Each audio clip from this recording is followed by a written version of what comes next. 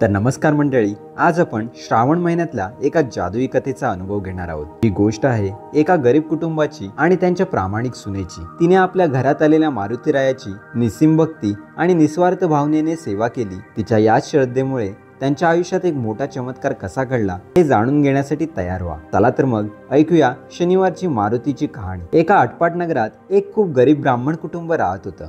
दारिद्र्याने ते इतके गांजले होते, त्यांच्याकडे साधं तेलही नसायचं। घरात एक सून होती आणि तिचा मुलगा होता, पण मुलगा कामासाठी दूर प्रवासाला गेला होता। सासू सासरे रोज सकाळी देवाला जायचे, भिक्षा मागून आणायचे। इकडे सुनबाई घरात बसून मिळेल त्यात स्वयंपाक करून ठेवायची। सासू सासरे परत आले की त्यांना प्रेमाने वाढायची। उरलं सुरलं जे काही असायचं ते ती स्वतः खायची। तिचं आयुष्य असं साधेपणाने आणि कष्टाने चाललं होतं। असं करता करता श्रावण महिना उजाडला।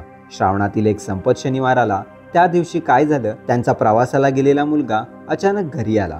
घरी येताच तो म्हणाला, आई आई मला छान नाऊ घाल, माखू घाल। सुनबाईला थोडी चिंता वाटली।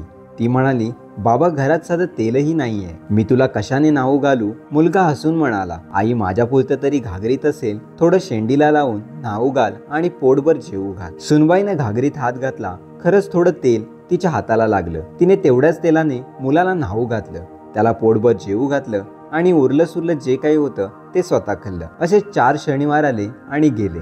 प्रत्येक शनिवारी तो मुलगा यायचा, सुनबाई त्याची सेवा करायची आणि तो निघून जायचा। आणि मग आला 4था शनिवार। त्या दिवशी त्या मुलाने जेवण झाल्यावर जाताना मुठभर तांदूळ मागून घेतले आणि जाता जाता ते तांदूळ त्याने घरभर फेकून दिले आणि तो अचानक अदृश्य झाला। इकडे काय चमत्कार झाला माहिती आहे? क्षणात त्या गरीब ब्राह्मणाचं घर एका भव्य वाड्यात बदलून गेलं। जिथे गुरे बांधण्याची जागा होती तो गोटा गाई म्हशींनी भरून गेला। धान्याच्या कोट्या धान्याने तुडुंब भरल्या आणि घरात दासी बटकींची लगबग सुरू झाली। इकडे सासू सासरे देवाकडून परत आले तर त्यांना आपलं घर काही ओळखूच येईना। अहो हा वाडा कोणाचा आहे असं ते एकमेकांना विचारू लागले। तेवढ्यात सुनबाई दारात हातात आरती घेऊन पुढे आली। मामंजी सासूबाई इकडे या असं ती म्हणाली। सासू सासऱ्यांना अजूनही विश्वास बसेना। अगं तू कोणाच्या घरात येऊन राहिली आहेस असं त्यांनी तिला विचारलं। तेव्हा सुनबाईने त्यांना सर्व हकीकत सांगितली।